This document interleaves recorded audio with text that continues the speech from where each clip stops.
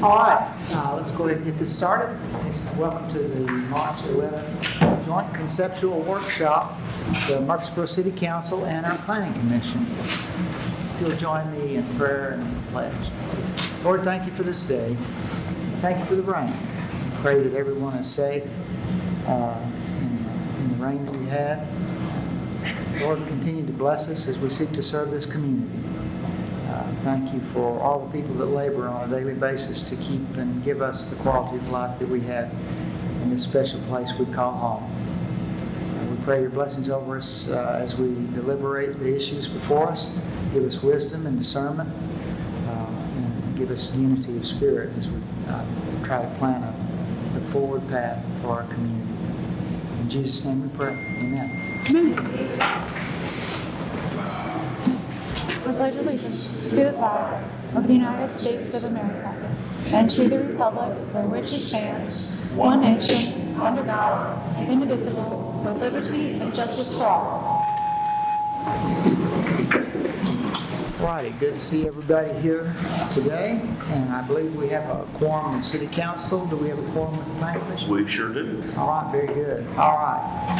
Workshop items today, there's three of them. Mr. Newman, would you lead us off? Yes, thank you, Vice Mayor Shacklet and members of Council and Planning Commission. Good evening. This is our joint conceptual workshop, and as you know, this is a meeting to get a conversation going with Council and Planning Commission members to show the applicants and staff some direction, so that when we look at these projects, we have sort of a sense of what the vision is and what we can do to make sure that we're enacting that vision. So this meeting, there are no approvals, there are no votes. This is a conversation. We also understand that what we're looking at tonight is very conceptual in nature, that it's very preliminary, and these will likely change if the applicant decides to move forward. And we expect these to change as the applicant just, moves forward. We don't have a full understanding of all the opportunities with these projects, as far as there may not be traffic impact studies. I think tonight we may have one, but others we don't. So those are things that will be fleshed out later if the applicant moves forward. Analyzing sewer more fully is something that will need to be done if the applicant moves forward. So again, just a reminder to applicants that if they do receive positive feedback and do decide to move their project forward, that we do expect to see some level of change, so that we're making sure that we see that we're meeting city standards, state standards, and any other standards that need to be met. So the first item is the Campbell property, Hollingshead Land LLC on Lebanon Pike. This is an annexation and zoning. This property is 73.9 acres, and it's just north and east of the Miller Coliseum. It is along Lebanon Pike. The developer here is looking to add 246 dwellings. That's 98 detached and 148 attached, with a density of about 3.3 units per acre. The future land use in this area is auto-urban. And what we typically see with auto-urban in our policy is that we have a 60% attached, 60% detached and 40% attached. Here, that is flipped with 60% attached and 40% detached. So that's one of the reasons that we're bringing it to council. Also, in that auto-urban designation there, if the applicant is donating land, which in this case I think there's a considerable amount of wetlands on the property that divides up. The part of it's on the west side, part of the development's on the west side of the wetlands, and part of the development's on the east side of the wetlands. And there's not a road that attaches them here, and you can see that here in the middle. So our policy says that if we do have some property donated, that the 50-50 detached and attached would be allowed there. So something for these bodies to consider and discuss. Also, for discussion with this is some of the traffic impacts, and I have our Assistant City Engineer Matt Fasik just to bring up a few of those items to discuss as well. I am Matt Fasik. I'm the Assistant City Engineer, and I appreciate Mr. Newman for setting this up and allowing the opportunity to discuss the traffic element for this project. So, the applicant prepared a traffic impact study for staff's review. They met both with city staff and TDOT staff, and they provided 4 recommendations for the project. The first recommendation is the realignment to Lebanon Pike to meet city standard to provide a 90-degree angle and an improved roadway to service the new subdivision. They additionally recommended a northbound left turn onto Lebanon Pike, a southbound right turn into their development off of Lebanon Pike. And their 4th recommendation was really a consideration for city and TDOT staff. During the modeling process, they identified that this subdivision will have delay for the outbound traffic trying to access Lebanon Pike that is higher than you would typically expect, and that is a result due to the congestion on Memorial or Lebanon Pike. So their recommendation or that they provided to staff was to consider possibly putting a signal at this location, although this particular site does not warrant a signal. So during the AM and the PM peak, there's a high amount of delay, but during the day, those volumes drop, and those hours do not warrant.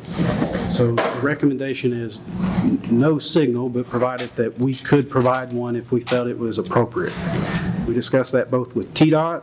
Staff looked at it internally and is going with the recommendation of no signal at this location. We also have, I will point out that they do provide an additional access point to the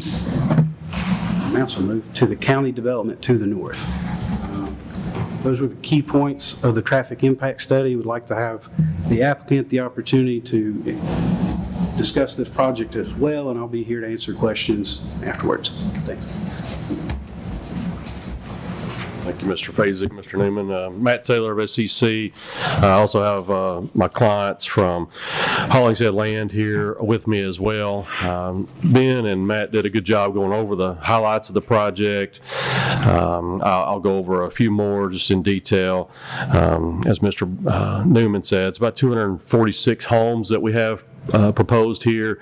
About 30 of those are on the west side of the project. That will access back to Thompson Lane through the Caroline Farms development. So that's these over here where my hand is.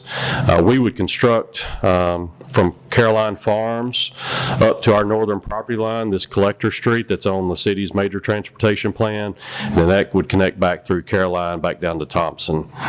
And then the wetlands that we have offered to donate to the city, those were desired at one time. I think the city is impacting some considerable wetlands with the Cherry Lane project, so I thought this would be with it being in the same watershed, would be a good offset for those impacts. We would come in here, construct some walking trails, and seating areas, some little educational type things for those wetlands prior to that donation. And then on the east side are about, the 215, 216 homes there. That is the mix of attached and detached. We've located all the attached where we had joined Miller Coliseum and the existing apartments to the south here. We've also offered to dedicate the mouth to, I think that's called Black Cat Cave. It falls on this property. I know the city had taken ownership of the other side of that quite a number of years ago. I believe they still retain that. And so there had been an interest in the city on having this side of the road, this side of the cave as well. And so my client's willing to donate that as well. Mr. Fasig did a good job describing what we saw on Lebanon Pike. One thing TDOT's asked us to do in addition is Old Lebanon Pike, I'm sure all of you know, it connects on both sides, on the north and the south. They've asked us to disconnect that north so that there forces all that forces the Apple Tree Court and the other few homes all to come through us. And it really just is to relieve one additional access point on the Memorial Boulevard. A couple of big points I think to make about that is that, once Lebanon Pike is widened, those delays go way down. That helps tremendously. And it really has to do with, as Mr. Fasig said, the volumes that you're just seeing on Lebanon Pike. I also think once that Cherry Lane interchange and Cherry Lane are open, you'll start to see those drop off and help that queue time as well. Given the timeline of our project, and I think the timeline of y'all's Cherry Lane project, I think those would marry up pretty well, given our timelines. I think that we really wouldn't start to see any roads constructed at the earliest until about third quarter of 2027. And then, so we would expect maybe homes going vertical in the third quarter of 2028 approximately. And probably about a 5-year build out felt like for the project. So that'd be, 2033, give or take, when we finish the project. And I think Cherry Lane is anticipated to be completed, I think by 2030. I'm sure somebody on city staff could correct me on that. Do have some examples of architecture. Well, this one right here just kind of blows up and highlights the wetlands and streams that we anticipate preserving with this project, trying to donate to the city. All the blue areas are existing and preservation areas. Some of the brown areas would be areas that we would propose to go ahead and mitigate with the project. And then inside of there, you can start to see some of those trails dashed in. Those paths, I'm sure, will change a little bit as the project develops, but I want to try to impact the wetlands as least as possible, but enhance those and get people down in there and enjoy those features. And then some example homes. These are the detached. You'll see a lot of detail, a lot of ins and outs, a variety of materials, a variety of colors on these. And then an example of the townhomes. They are designed as one car. We have went ahead and planned for that wrapped porch on the side where it's kind of a high visibility corner there as well on these townhomes.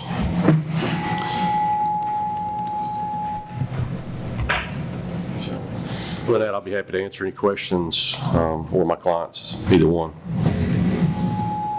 So, Matt, hanging left on Lebanon Pike, okay? Yes, sir. So, is there I know this is proposing a turn lane to turn left into here, but if you're turning left onto Lebanon Pike, are you going to have an area where you can get in the middle and then get in the lane to head towards Lebanon, or are you going to have to wait on all that traffic to pass you by until you have an opening? So right now, there would be a taper there. We have not proposed necessarily a true center turn lane with this project, but that is something we could consider. We're already out there working in the right-of-way today, so we could absolutely consider that. I just think that even though I think there was a comment made, or Mr. Newman, you can correct me if I'm wrong, that there was y'all put a camera up just to see if what gaps might be there for people to be able to turn left. It just seems to me that you're going to put all that traffic on this road, that there's going to need to make it as easy as possible to make a left-hand turn.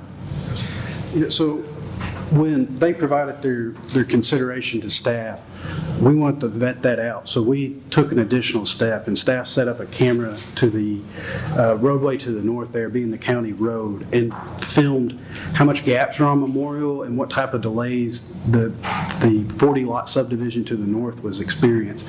They do have some delay in the morning, but it's not aggressive at this time. So there are gaps to turn out as if if the recommendation is provide a staging area, sounds like we can incorporate that in, so you can do a two-stage turn, right? Right. So you can turn, stage, and then make the left so you only have to cross one and then you do the other. Yeah.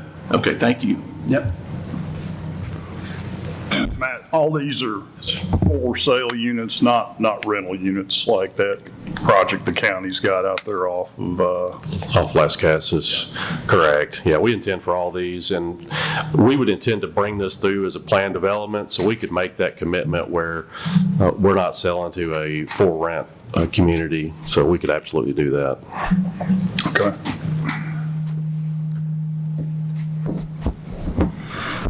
Any other questions? Just a comment, I think in the future, like in this particular area, I'm pretty sure, like, if I had to guess, this is probably zoned for Siegel Middle, and they're in a lot of portables out there. I'm not sure about the elementary school. I don't think the high school is, but I think it's always a good piece of information of the impact it would have on our city schools as well as the county schools.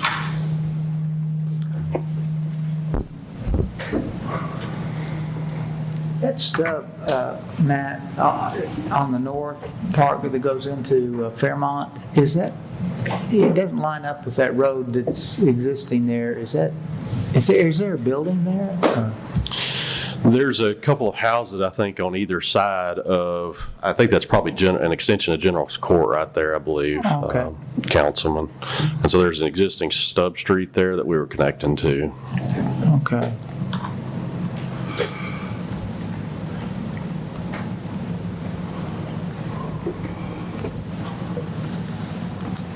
All right, any other questions from the Planning Commission? I'm good. Council? I think by the time, like Mr. Taylor said, by the time it gets built out, I think 231 would be widened, the staging to take care of itself.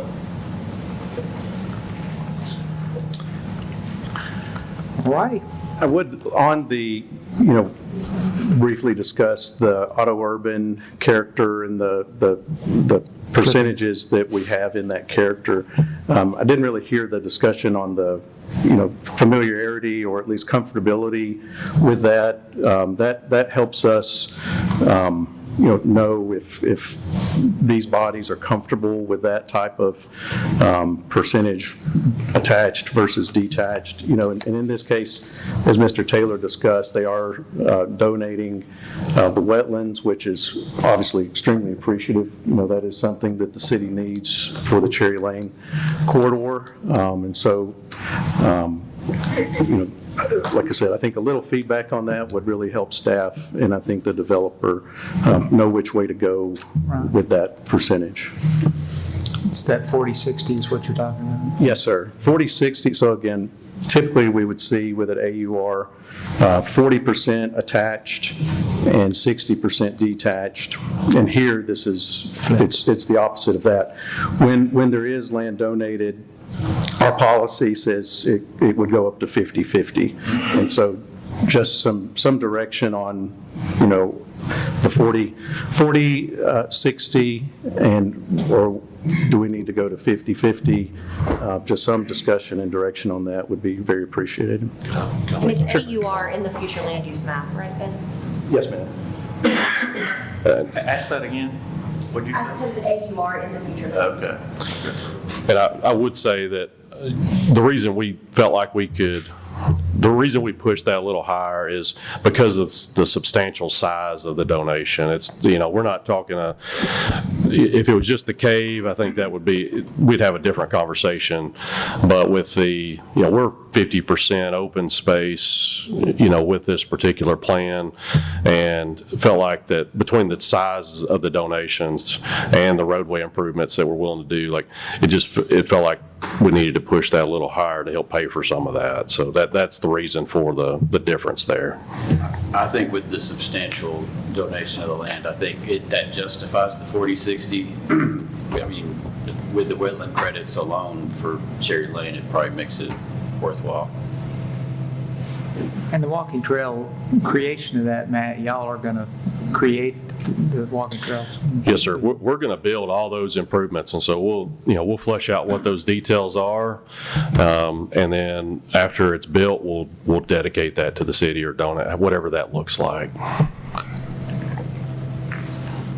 Ben, I'm sorry, just to clarify, is that set out in the zoning ordinances that it has to be that ratio, or is that just our rule of thumb? That is the general plan character for the AUR, which this is the future land use designation for this. So it's what we strive to stick with, and what we are requiring people to do when they're coming in for a future land use, when they're coming in for a zoning under the future land use.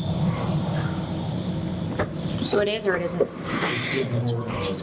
No, all right. The future land use is, correct me if I'm wrong, the future land use is more of a guidance document, and... Correct, but does it actually say 40/60 in that document? Yes. Oh, yes. Okay, that was my question. Okay, Yes. okay. It's not, I don't believe, laid out in the zoning ordinance, because it's not Correct. a requirement, but it's more guidance. Right, it was never adopted by council, it's not a requirement. Correct. But it does actually say It says 40/60. 40/60, and then it says with the donation of land 50, it can go up to that 50/50. I mean, when did we start working on that future land use map? 2019? Yeah, none of you were here. 2017, 2017? Yeah. updated in 23. Oh, that's right, because we did update it. I mean, I agree that a ratio, I like a ratio. I like that the ratio is set there as a baseline. But, I mean, I have a friend looking for a house in Murfreesboro right now, and, her budget's $400,000, and it's hard to find anything. And so, whether we like it or not, single-family attached is affordable. Let me clarify this. She wants single-family detached, and there's hardly anything under $400,000. So, I mean, we may have to look at that and say that single-family attached is more affordable for homeowners in many stages of life, whether they're new homeowners, recently divorced, single parents, or just someone moving to the area.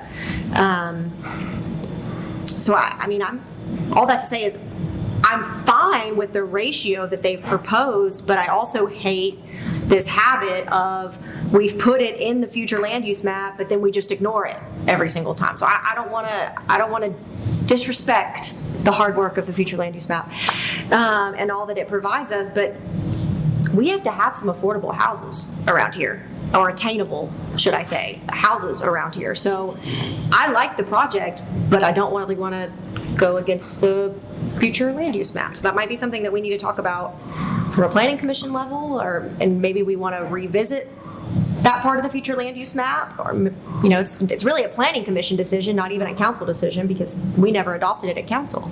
So what would that look like? Legal? Would we need to do some sort of rediscussion and acknowledgement of a ratio? Certainly, if the desire is to change those ratios, then yes, that would be, I believe, a study that the planning department would do, present to the planning commission for adoption. However, in a business like this, where there are extenuating circumstances that justify deviation from that ratio,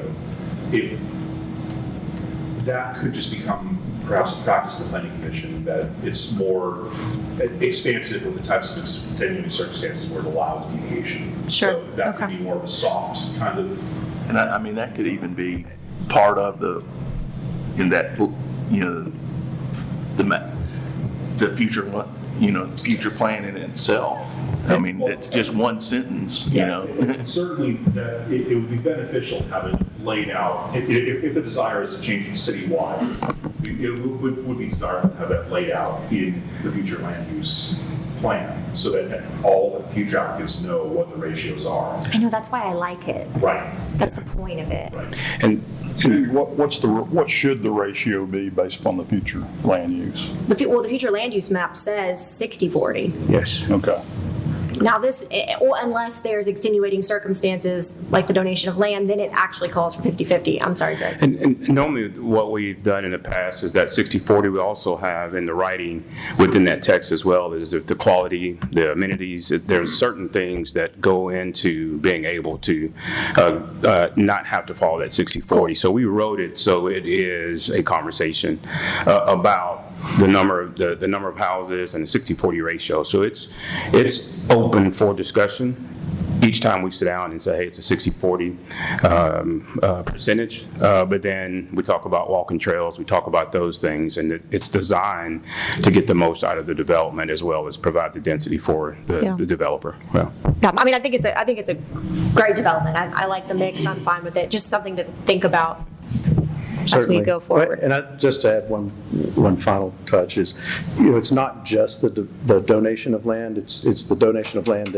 that can be used as wetland credits. And I think that's kind of, it's an additional benefit. If it were just donation of land, maybe that's a different story, but it's kind of twofold benefit with this type of land. Since Jamie brought up, I am just curious. Is my mic on? Yeah. Okay. Does the developer or the owner know what a target price is for any of the single-family detached or any of the townhomes?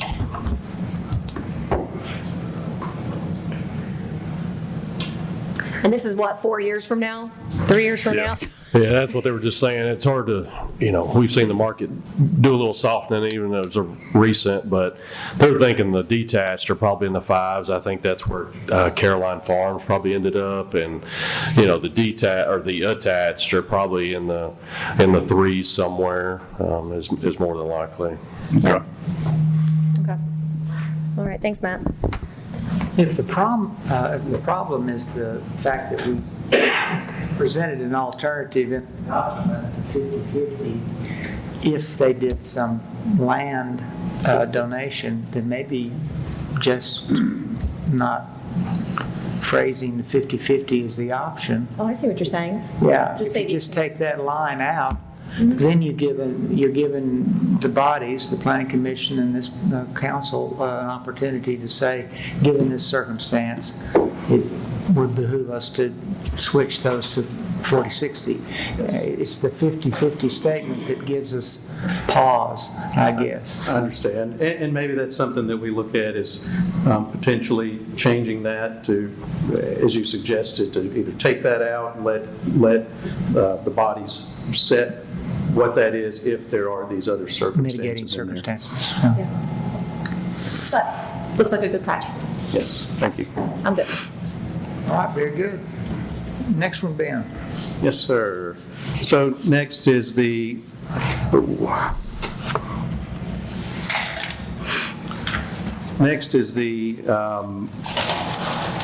Jefferson Pike, Armstrong Valley Road, Jeff Pike property on Armstrong Valley Road and Thompson Road, and this is on that northwest corner of those two roads. This is an annexation and zoning of 334 acres. And you can see it here. Armstrong Valley Road here. This is Thompson Road here. Let's see, this is west of West Wind Reserve, which is over here, and then you have Salem Landing over on the west, to give you a perspective of where this is. So again, 334 acres. The proposal here is 1,012 units. That would be 714 detached, 271 attached, and I believe they're meeting that at 73% and 26%. So they are meeting that AUR standard that we talked about. But the future land use map here is suburban residential and suburban estate.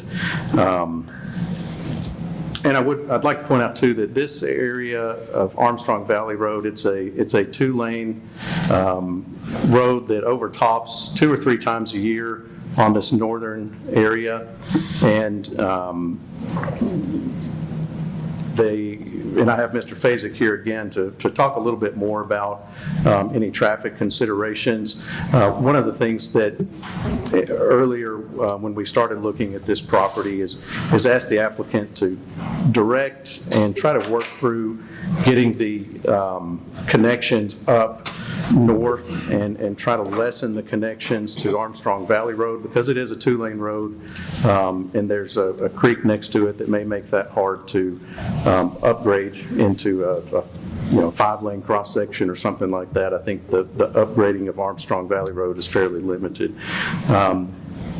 Also, with this development, there are some 40-foot wide lots, and we hear from Seward that makes it extremely difficult to fit in all of the utilities, with the requirements of the water line and the sewer line being separated a certain distance, trying to fit those in, trying to fit in electric, and then also trying to fit in a driveway that, I think that's a topic for discussion with these two bodies, if that's something that is acceptable, because I know, like I said, that is something that is very difficult to fit all that in. I think it has to be extremely precise from the surveyor and extremely precise from the developer when they're putting these utilities in.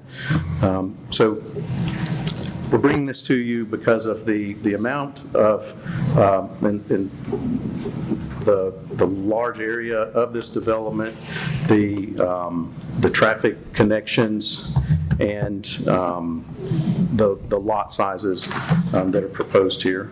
And so I'll let Mr. Fazek touch on a little bit of traffic and connection and drainage. Yeah, so with this property, we're very early in the process. The applicant has had a scoping meeting to set up what we'd be looking for in the TIS and get some initial feedback from staff. But at this point, they haven't actually presented us with a TIS. So they're still very early in the process. What we stress to them is to create a network that doesn't have to depend on Armstrong Valley and give us a good clear path up to New Salem, and then make to disperse the network as much as we can. So looking for connection points, which with their concept, they're showing 2 to Thompson Road, 2 to the property to the north, and 2 to the property that's more northwest. So what they have envisioned here, I believe, would come up and tie into Salem Landing property, which was master planned for this roadway connection to extend out and then come up as a potential signalization or signal location in the future. So again, very early in the process, and at this time I'll turn it over to Matt Taylor to let him discuss. Thank you. Matt Taylor again. I've got my client, Ms. Chelsea Russell from Lennar Homes, with me as well.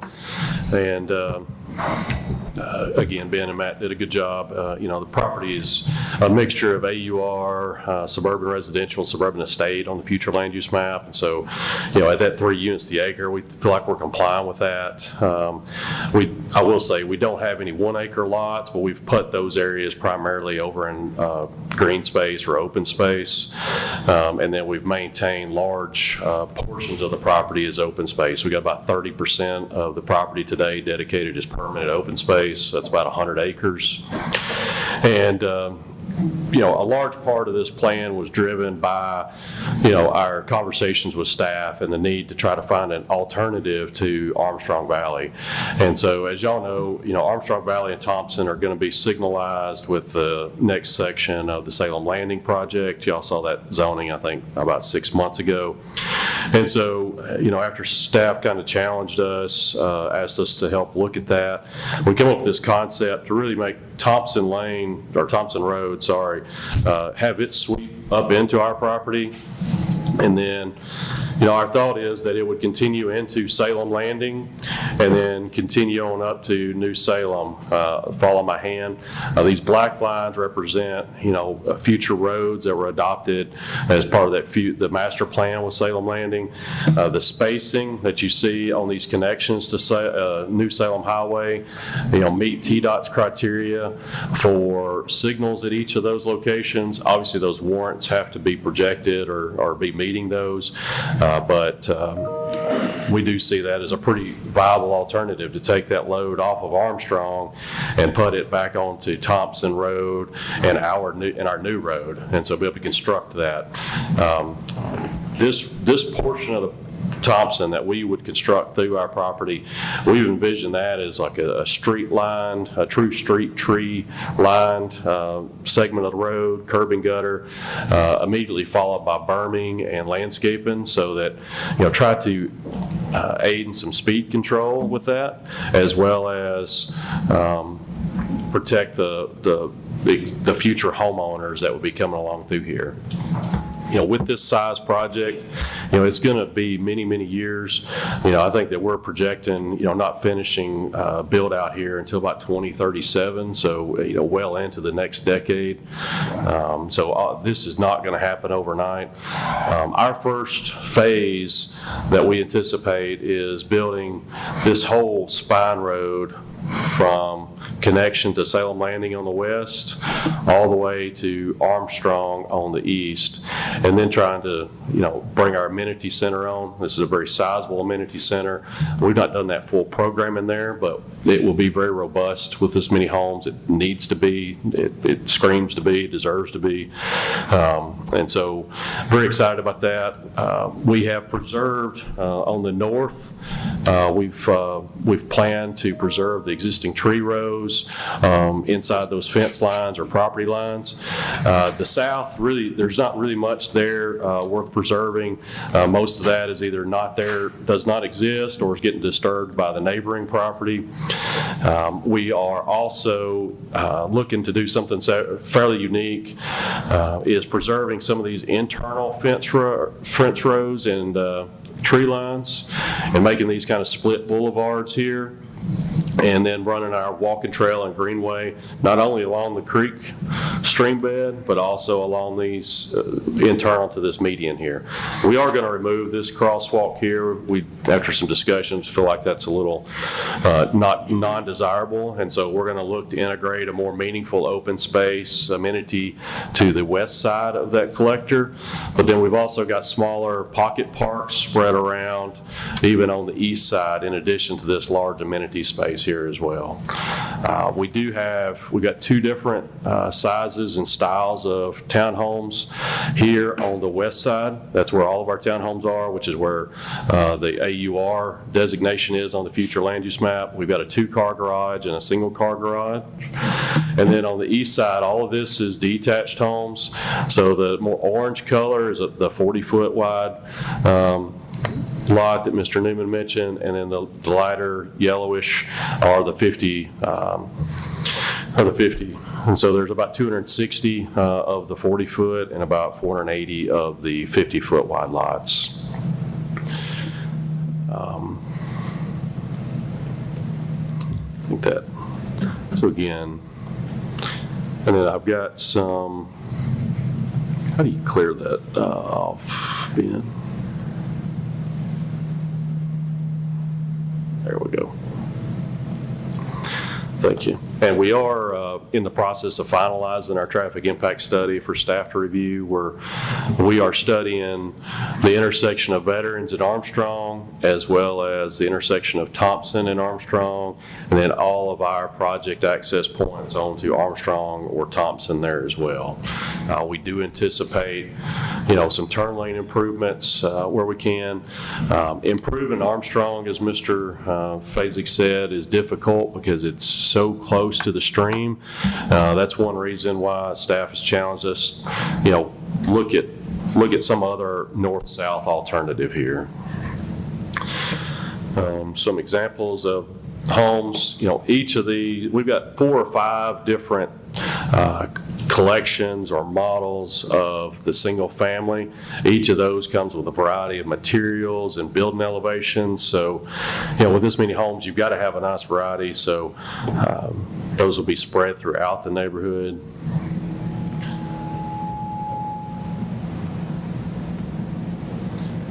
And then townhomes, as I mentioned earlier, there's 2 different varieties. A single car option, which is just a little smaller in nature, hit a little different price point.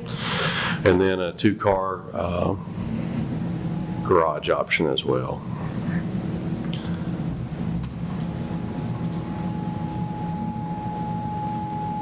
I'll be happy to answer any questions. I think they hit all the high points I wanted to try to get at. So I got a couple of questions. Thompson Road, so the existing roadway, are you proposing to make any improvements other than the extension through your subdivision? So there, we would have to bring that up to city standard on our side. I think that's still, at that part will probably not be curb and gutter. I think that we would be widening it to get enough pavement there to meet city standards. And then we would, I anticipate us having to construct turn lanes into our entrances on Thompson Road as well, Mr. Halbert. I know you said this could be 10 years out, but trying to go north to 99 and going through Salem Landing, I mean, what kind of time frame is that? Because if it's, if that development's not there, then this, to me, doesn't look like a good plan when you've only got one road is going to be improved.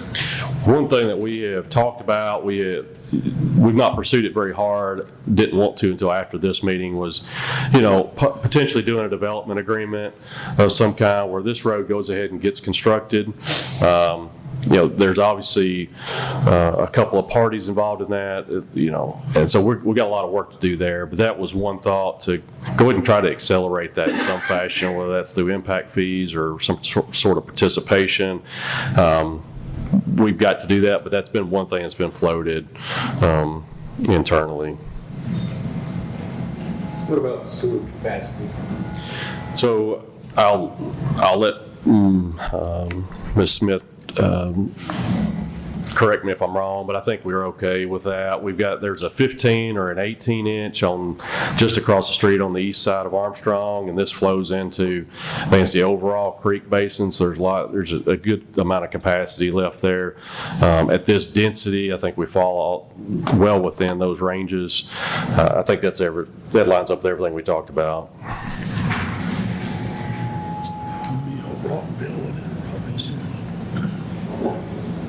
Thompson's still going to be a 2-lane on y'all's portion, or is that 3? So I think that we'll be installing turn lanes. I feel certain there, at least lefts and probably right. So I would imagine that at portions it's going to be 3 or 4. I have not laid out the tapers between those two connection points, so I don't know if we'd wind up with a continuous turn lane there or if it would just be a single. Matt, I'm just one person, but I'd almost want to know that if we were going to approve this or look to approve it, that somehow we know that you're going to be able to access 99 soon. Yes, sir.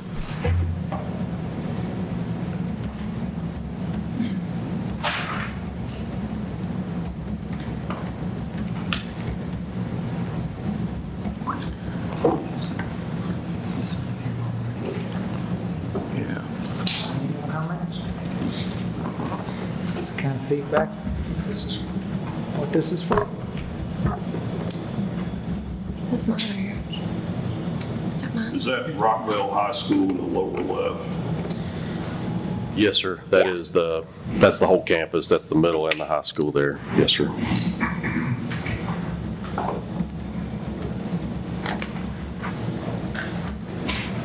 And we just don't know when it'll get to 99 because we don't know when that property is, right?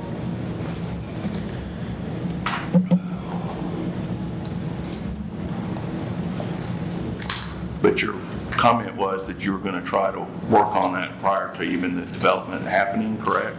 Yes, sir. And obviously there's a lot of moving targets there.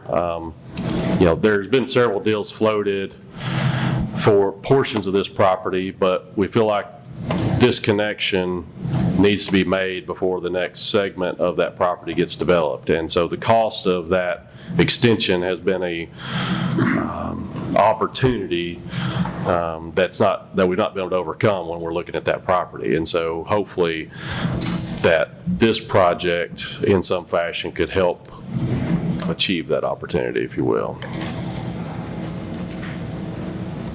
But obviously we've got to have those conversations, and get a lot of legal paperwork and stuff done. But did not want to go chase that down until we heard some feedback here. Matt, did you say this would not be built out until 2037? That's what we're projecting right now. That's still a fairly aggressive, that's, if you do that math, it's roughly 100 houses a year. That'd be an aggressive development. Okay. So I think it'd be a good plan if they have access to 99. Yeah, that's That's the only way it works. yeah. Okay. And Thank y'all. it's not a when, it's an if still, technically, right? Yeah, we've got some homework to do on our side, definitely, to go do that. All righty, any other comments? All right. If I could, just one of the items that we also wanted to hear some direction on is the 40-foot lots, that width. Again, I know Ms. Smith is here, and we've had discussions on these 40-foot wide lots and how difficult it is to get that infrastructure in. Is that something that we're wanting to see? Is that a vision that we have? What happens is if these things aren't put in just right, some of that will end up under the driveway, and when work has to be done, the driveway has to be partially demolished and then put back in at the city's expense, is my understanding. But that's something that we do want to hear direction on, so that we know if we're getting a lot of 40 width lots in, is that something we're good with? Do we want to see those widened a little bit? And how can we properly address that? Wait, can you scroll back up then? Sorry, Ben. Yeah, I'm sorry. Sean was schooling me on Rockville geography. I was confused. I should have addressed that earlier too. So I know on a recent project, one that I think we're actually submitting for formal review tomorrow, CUD has expressed some willingness to do like a paired meter to property line, which I think is going to help some of that, some of those tightness. So if it's the utilities that we're concerned about on that, if you will, let us do a plot plan and show how those will fit. If that will help alleviate that concern. If we can't make it work, then we'll work on something else. But if we can show you, we like when you have to have exactness. It means my surveyors get paid more. So,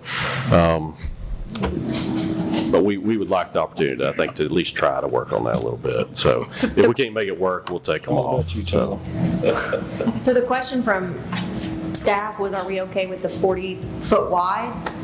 Yes. Because of comments from CUD specifically? Or additional? Because of separation requirements for sewer and water, if there's any inaccuracy in the way that the lots are actually graded, and you have 1 or 2 feet off, I think it can cause major conflict issues where you have your sewer connection being under a driveway that has to be demolished and sending upgrades to it. We've seen that in 1 or 2 other developments. Wouldn't that be on the contractor's expense though, on the front end? I mean, because we have to do as-built. I mean, I'm a contractor, obviously, so I know exactly what this consists of, and it is extremely difficult on some of these tight subdivisions to get the services and your transformer boxes. Everything's got to go exactly right. But I mean, from a contractor standpoint, if I put something off a foot compared to where Matt or whoever shows it on the plan, I mean, it kind of falls on me, and that would get caught on the as-built typically. You hope. Valerie wants to educate us, I think, on that. I just know from experience, we ask, when the plat comes through to record for the subdivision, we ask them to locate the sewer services. We request that they be about 5 foot off the driveway in order to, if we have to get in there and work, not to mess up somebody's concrete, nice driveway, because nobody likes a different patch in their concrete driveway. And so when you have a 40-foot wide lot, and you have 5 foot setbacks, and your driveway's further set in 2 foot, and you have an 18-foot driveway, 5-foot sewer service off that 18-foot driveway, kind of going left or right across the lot. And then you have your water services grouped on the other property line. Pretty much everything has to be There ain't any exact. room. Or Yeah. we're asked consistently to bend what we would like to see in the field to accept a clean out in the driveway. Right. And so we get to be the bad ones to say yes or no, or bad or good. And So what's the minimum that you would like to see, Miss Valerie? we'd like to see 5 foot. Do we get that on 40-foot lots? We get a lot of questions to ask. Right. Can we live with 1 foot? Can we live with 2 foot? Can we live with it in the driveway this time? Yeah. And so those are difficult questions. You don't want people to have to go back and cut their roads. Right. Because a lot of times we're getting these after the roads have been paved, and they're ready to record their plat. We start earlier. We've learned to start earlier, but we do consistently.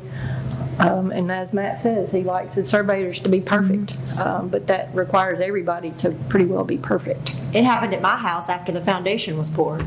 And then they were like, oh, you're not going to get a driveway. What? There's a sewer grate right in the middle of my driveway. Yeah. I don't know. I'm conflicted. So, Valerie, you can do it with a 40-foot? You can do it, you just don't like it? Everything's perfect. Everybody has to be perfect. Matt, did you hear that? That goes for the contractor too, Jamie. Yeah. Matt better advise his I mean, client. if I you got a guy digging an excavator, I mean, it's got to be perfect. It's going to be round the nut.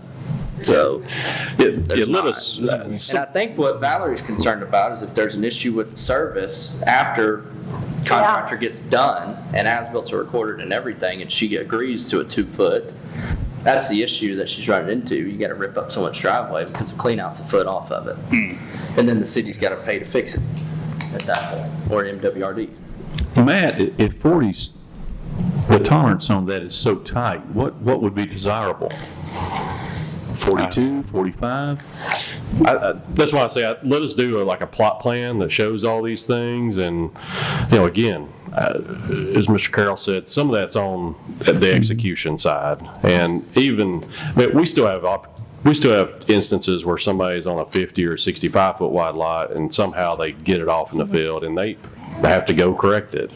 But we don't want every lot to be, you're never going to be that perfect in the field. And so let's do a plot plan, share that with Valerie, and if it, we'll make those adjustments where we need to. So, Mr. Taylor, Darren is itching to talk. He's literally jumping up and down in his seat. Well, there's no power. This isn't a PowerPoint, so I don't. So.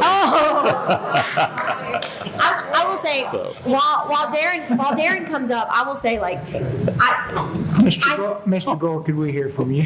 Yeah, go ahead. Just real quick, so when we lay the sewer initially, you're laying a sewer through the middle of the road. There's no road. You've basically got everything at subgrade, everything's dirt. And you've got hopefully you've got property corners that are staked out. And so you're running these laterals over to a dirt with 2 white pickets. Hopefully they haven't been disturbed. Hopefully they're in the right place. And you're trying to get that clean out perfectly located on the center of that lot or wherever that plot plan shows. So you've really got no landmarks. So when you get out there and if you build the driveway and all of a sudden something that was built 9 months earlier when the main sewer line was built, now you've got a road over it, now you've got the construction of a driveway and a home, that sewer clean out is where it is. And to go back and try to move that clean out, you can't. So then you've got no flexibility because the lots are where they are, the driveway has to go where it goes, and that's where Valerie's saying if it's 2 feet off, heck, if it's 2 feet off, that's great, honestly, because you're just having to be perfect when you lay that sewer line when there's no real good landmarks out there. You're hoping that those property corners are staked out accurately, which I'm sure they would be. but that they've not been moved, or they hadn't been knocked down, or the person running those excavators or running that drill rig or whatever, and the blasting that's going on, that none of that has disrupted those property corners. So it's just a tough, And it's just tough. It's less likely to happen if you have a 50-foot. Yeah, it's less likely at 50. I mean, 50 is better. I mean, that's, I think, the minimum we have when we do our step system is 50. So again, it can be done. It's just, it can be done at 40. It's just, we got to be perfect, and we'll probably have to allow a lot of compromises or make people go back and dig into the road and move, well, you really can't move laterals, so that's really not realistic. It's just tougher. It's just tougher to do. Ever happened before? Oh, where their lots got off askew? Oh, yeah, we've had developers that had to go back and relay the whole sewer line down the road because somewhere the lots got. They just shift. They shifted, and if the lots shift in any way, now all of a sudden those laterals going into those lots are no longer centered. They're shifted, whatever There's a risk, a greater risk if you're at 40, less risk if you're at 50. That's it. It can be done both ways. It's just a matter of, if we have to go in and dig somebody's driveway up, it just makes customers mad. I'm with Matt, though. I just, let's see it, Matt, because I don't mind the 40-foot lot I mean, other than that, I don't mind the 40-foot lot because it's still a 6,000 square foot lot, and people want a bigger backyard than they do a side yard. So if we can just do everything we can, and work with Valerie because she's the boss. She's my boss. She's your boss, right, Valerie?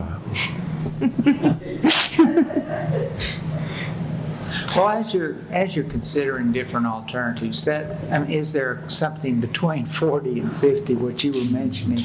Is there something that would be a reasonable compromise? I think that's what I would work toward is, hey, if we're showing that 40 is not working on a plot plan, then is it 42? Is it 45? We did something similar for the Del Webb out on 96. We worked with CUD there to show where every electric, and those were 40 foot. Those were either 40 or 50 foot lots with a step tank, which makes it even that much more challenging. And so we went through a similar exercise to this, and you really just have to hold the contractor's feet to the fire, and he has to be doing a lot more staking in the field than what he would typically do. But we're happy to go through the exercise. If it doesn't work, we'll increase the lot sizes to something that satisfies Ms. Valerie. Awesome. All right. Thank you, Matt. Thank you for a good conversation. I think that's the reason we have these meetings. All right, Ben, the last one. Thank you. The last is it is a property on Blackman in Manson, just south of 840. This is the Chad Meadow, Huddleston Steel Engineering, and this is an rezoning for a planned development.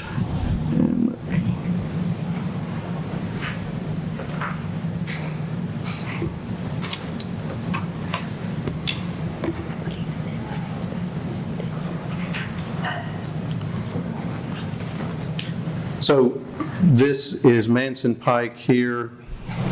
This is Blackman Road here, and then 840 along here.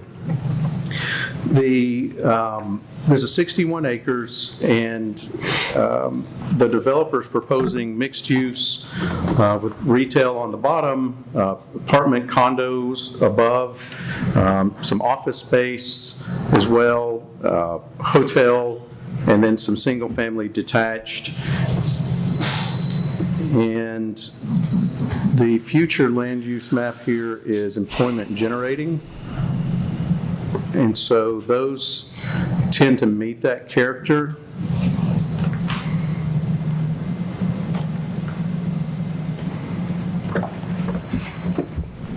And so here you can see a little bit of what the areas that they're proposing to do some of those uses.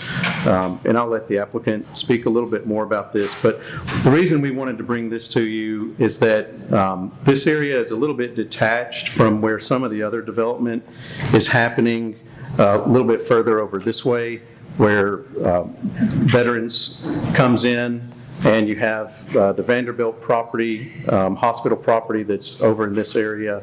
And then there's some other medical offices that are in that vicinity, but this is a little bit detached from that. And so, is this the vision of council to have this type of density between these two-lane roads? Again, a little bit detached from where things are developed now. But that's part of the discussion and what we'd like to hear from council on this. And I'll let the applicant, I believe the applicant is here. Hey, Ben, I'm Ben? sorry. Can you tell me where we are again? Yes. You scroll it down so I can see the mix up there at the top. Yes, let me. I saw Donald McDonald. You're right. Let's get this out. Okay, so it's this property. That's helpful. Thank you. And so, of course, there's some medical offices here. This is the Vanderbilt property. This is the Middle Tennessee property here. And is everyone located now? Yeah. Thank you. Pull that down a little bit. I can't see the numbers of the mix. Let's see. There we go. Thank you. Commissioners, Clyde Roundtree, Huddleston Steel Engineering, representing Mr. Chad Meadows, and Mr. Bill Huddleston's here as well for any kind of traffic-related questions. We've been working on this for a while, trying to figure out the right unit mix of our basically mixed-use development. Originally, when the Vanderbilt Hospital was really hot and heavy on that property, this was a lot of medical office, and we went through and kind of generated a pattern book towards that end, and then we ran into some road alignment challenges in terms of we basically had a boulevard running through the property. Met with planning staff, and they wanted more of a T intersection, so that was the next generation on this piece of property. So we have the T intersection there, and then so really it moves from the first building that's shown on the drawing is really the hotel is our first kind of component right up against the interstate. And then the next ones would be medical office. And then the next cluster would be mixed-use retail with a residential above. We'd like to repeat that kind of character in number 5 with more of a mixed-use situation with retail down, residential above. And then we would basically match, and zone 6 would match the adjacent neighborhood with the same lot density, same widths and everything. And then we have stormwater areas that are real critical on this lot that we wanted to respect. We came up with a little bit of an area that we feel like we could use for potentially some sort of assisted living in there as well. So it's really our clients asking for direction on kind of how best to develop the property. It is employment generating, so at one point we had literally half of it was residential, higher density residential, and the rest was office. We know that office space is kind of a challenging environment right now, so we're looking to kind of diversify from office to create a little bit more opportunity for different kind of development products. So that's the overview. Mr. Meadows is, we've reached out to Don McDonald as far as his property, and we have some stub streets going into his property. We know that's in the future will get developed, but right now we're trying to take advantage of the 840 corridor. I believe this is a lot where you'd probably project commercial. It's just a matter of what is the mix between commercial and residential. I like that you put the residential along the residential. That's a great buffer. I agree. I don't like the mixed use though. Go ahead. I like the assisted living. We'll just keep going back and forth. Yeah. All right, you go ahead. That's all I have to say. I'm worried about the traffic on Manson Pike or across the street from the school. By school, you're referring to RCP. Right. Regular Collegiate Prep. I like the single-family detached. I like the hotel. I like the professional office. I even like the assisted living. The question I've got is the retail apartment, parentheses condos. That's 210 versus 55 single-family. And I'm like Jamie, I like the fact that you blended that in. Are they apartments or are they condos? We talked to Matthew about that. He just kind of said just give it either designation. They could be for sale products and be a condo. We're trying to create a little bit more of we're trying to use even that as a residential component to create more buffer between the interstates. So that's the thought process. And I think there's been some successful projects where that's starting to happen, Austin, where we're seeing the retail down and residential above, whether it's, we're willing to go for sale product for sure, versus rent, but that's not determined yet. We're pretty high level at this point, trying to make sure we have a mix that we can move forward with. I mean, personally, I want more for sale products, So hypothetically, if you turned it into 140 condos plus 55, then you got 195 for sale units, then you've got 70 apartments. I can live with that ratio, I guess is what I'm getting at. Thank you for the feedback.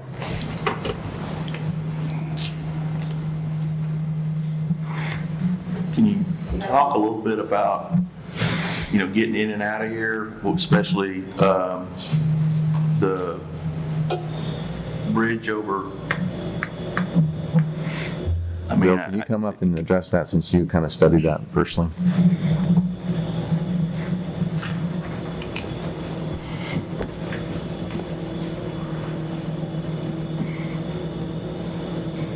Good evening, I'm Bill Huddleston with Huddleston Steel Engineering.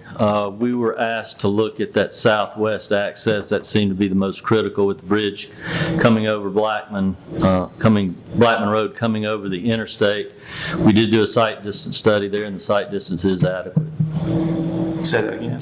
We did do a site distance study there and the site distance is adequate. Okay. We're just talking about traffic. Talk traffic. Yeah, I mean, it's brutal right there. I drive through it. It's brutal because of the Rutherford Collegiate Prep. Where's the red light? There's not a red light anywhere near there. No, the only signal I'm aware of is north of there at the Blackman Road, Manson Pike intersection. We could talk traffic signal.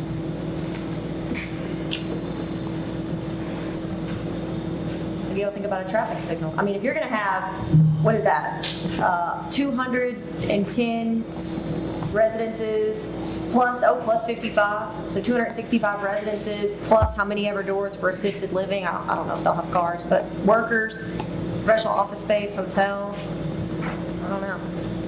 Well, what we could do is a traffic study to generate the traffic and then see if signals are warranted at these intersections. I like that plan. What we'd do is get Mr. Fasig first and have a scoping meeting and then go from there. Bill, is there a difference between, I'm just going to show my ignorance. Okay, you've already done this site distance piece, and so that's okay. But what about the whole, is there any issues with respects to where these signalizations would be placed in comparison to anything close to it, or not? There is no. Normally, the city looks for intersection spacing that's signalized at least 1,000 feet. We'd rather have 1,200. We shouldn't have a problem if a signal's warranted at either of these main intersections. We shouldn't have a problem with that distance. Okay.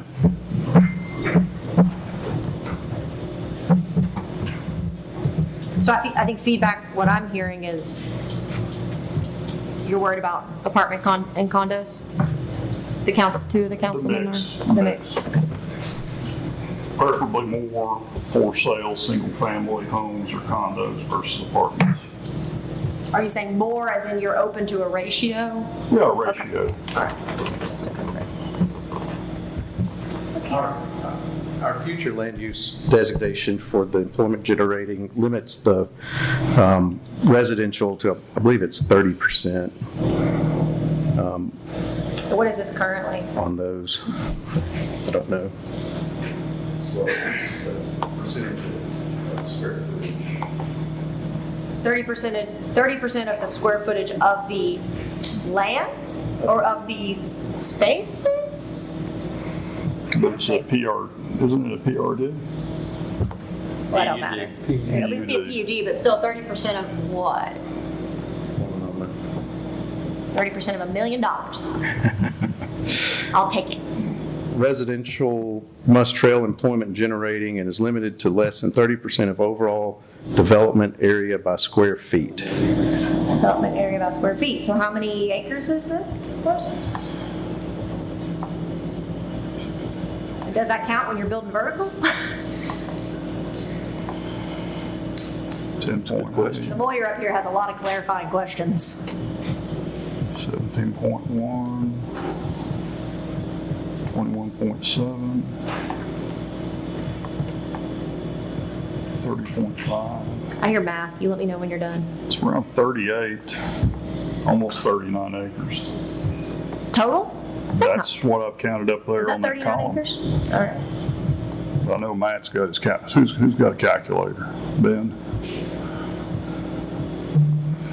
And we've got, 61 acres total. 61? Yeah. and then take 8.26 plus, wow, watching a bunch of politicians do math is gonna be on YouTube later.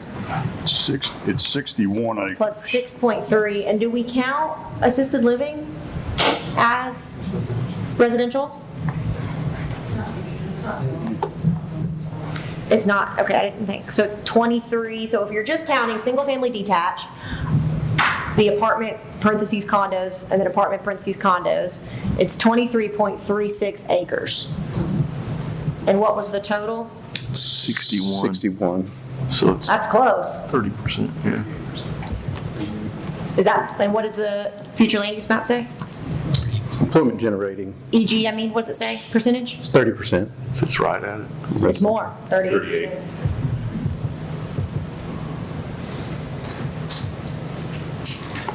Austin, what do you think the ratio needs to be between for rent units and for sale units of that 30%? Well, first they need to figure out how they're gonna lose 8%. Let's get, once we're at 30, what's the percentage need to be? 60% for sale, kind of a minimum. I can get along with that. I should note, however, that they're just showing the total acreage of the retail/apartment condos. If the first floor is retail and the calculation of the future land use is square footage, then that first floor would not be included. I'd be skeptical that would bring them under 30%, but it's possible to bring them closer, if that makes sense. I think that was the intent when we created that. I think we can hash some of these things out a little bit more, but I just wanted to spur the discussion a little bit to see Way to where bring we it back were on in, this. Ben. Yeah, That was good. Yeah, for sure. I think the object is to raise concerns and raise thoughts about this. The developer and the engineers can kind of hash out some of the concerns that they're hearing. The pattern book and then show how it compares to the guidance in the land use plan. Yeah. Cool. Thank you, Bill. It's a good plan. I like the way it's laid out. I do too. Whatever you do, do not move the single family, okay? Please? Thank you. That was a good idea, I'd say. Yeah. All right, any other comments or questions? All right. 8 o'clock, I can hear. Well, I think we have completed our, you have one more thing? Nope, they're going. I'm relying on Valerie's comment back here, but I think they would require also to get an easement, have access to sewer. I'm not sure that sewer is directly accessible on this property, so just another challenge that would need to occur. Just want to bring that up. All right, have fun with that. All right, well, I really appreciate the conversation that we've had today. I think it's been helpful. You know, sometimes raising, maybe not red flags, but yellow flags for us to have the developer and all of us in the same room dealing with these. It gives staff some direction, and it also gives us, we all learn something. I don't know about everybody else, but I learned something today. Appreciate I think now I have to adjourn our meeting, and we need to adjourn the planning commission meeting. You want to do that? Or? Sir, go ahead. All right. Planning commission's adjourned, and the city council's adjourned. There you go.